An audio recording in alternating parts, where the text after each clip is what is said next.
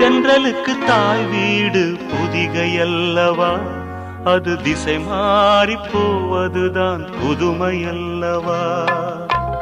தென்றலுக்கு தாய் வீடு புதிகையல்லவா, அது திசை மாறி போவதுதான் புதுமையல்லவா.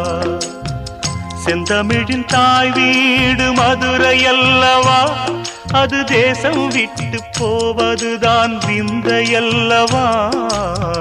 செந்தமிழின் தாய் வீடு மதுரையல்லவா, அது தேசம் விட்டு போவதுதான் விந்தையல்லவா. இன்னும் சொல்லவா, சொன்னால் துன்பம் அல்லவா. நான் இன்னும் சொல்லவா, சொன்னால் துன்பம் அல்லவா.